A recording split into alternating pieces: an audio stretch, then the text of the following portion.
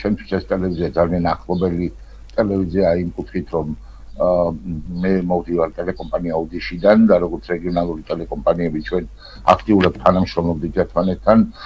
გარდა ამისა, მე საკმაოდ დიდი დრო მაქვს გატარებული შიდა ქართლის საოკუპაციო ზოლზე, ანტისაოკუპაციო მოძრაობის ბიჭებთან ერთად, გახსოვთ ალბათ დათო კაცარავა და მისი გუნდი.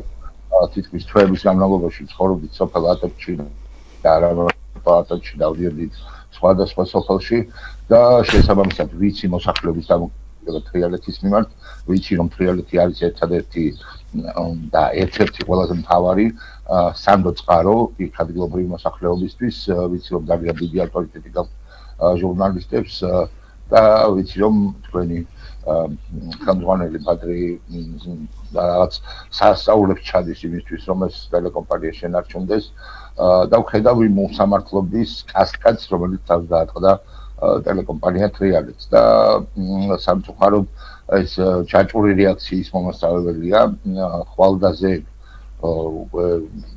ოდიში შეიძლება იყოს ამ კასკადის სამიზნე შემდეგ უკვე სხვები როგორც დაიწყო თავიდან და როგორც მოყვა ჩაჭური რეაქცია თქვენ შეკითხვასთან დაკავშირებით კი შევიძლია ვთქვა რომ ხელისუფლება ხალხსაც მედიასაც და ზოგადად ქვეყანას ექცევა ისე როგორც თავის საკუთრებას. აი ბიძინა ივანიშვილისთვის უკვე ყველა სხვარი წაიშალა. ამ ადამიანმა გამოაჩინა თავისი დამძველი სახე, რომ ის ფიქრობს მხოლოდ ფულზე, მხოლოდ საკუთარი შემოსავლის გამყარებაზე, მხოლოდ იმაზე, რომ რაც დახარჯა, დაიბრუნოს ასმაგად, მინიმუმ ამისთვის ყავს ჩართული, რავი, გამორჩევები ცალკე ყავს, ამომღები ცალკე ყავს, თანხის შუამავლები ცალკე ყავს, ტიპიური წარმოადგენელი 90-იანი წლების რუსულ მაფიოზური კლანის. ზუსტად ასე იქცეოდნენ რუსი მაფიოზები და მათი ყვავილი არის ეს ზუსტად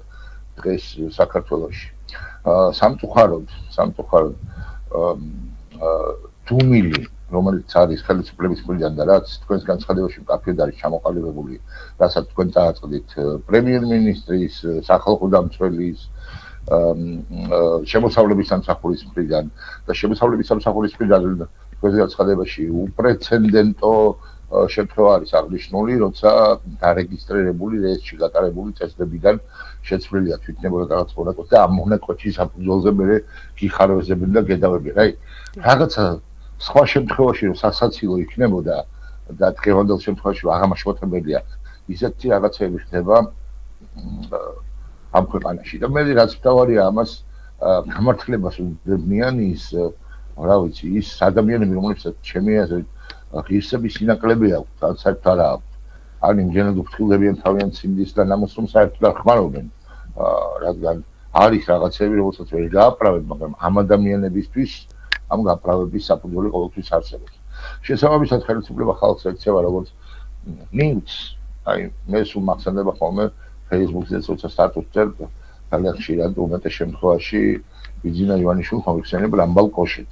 ეს გახსოვთ ალბათ ცნობილი ფილმიდან სათამაშო. ეგრეა, ზუსტად ისე ექცევა ადამიანებს, ქვეყანას, მედიას, როგორც რამბალ კოშე ექცევა თავის სათამაშოზე. თუ გახსოვთ თქვენ ერთი ესეთი ფრაგმენტი იყო ბიძინა ივანიშვილის პოლიტიკურ ცხოვრებაში, სადაც მოვიდოდა ხელისუფლებაში, როცა დადიოდა კარგად იყო ესეთი ეპიზოდი, როცა ჟურნალისტს პირდაპირ ეუბნება. ეს ეხლა რა უყურებ ამ გადმოსახედიდან ძალიან ბევრი რამის ამბობს, ეს ეპიზოდი პირდაპირ ეუბნება, რომ რა იყო შეკაცო რამ გაგიჟაო, რა იშოვე ამ ნაირიოში, მიკროფონი გიჭირავს, მეტი ხო არაფერი გიჭირავს და გემართაო. აი ეს დამოკიდებულება აქვს ეხლაც შენ ვინახარ, არავინ, მე ვარ ყველაფერი და რაც გასდის იმას აკეთებს სამწუხაროდ.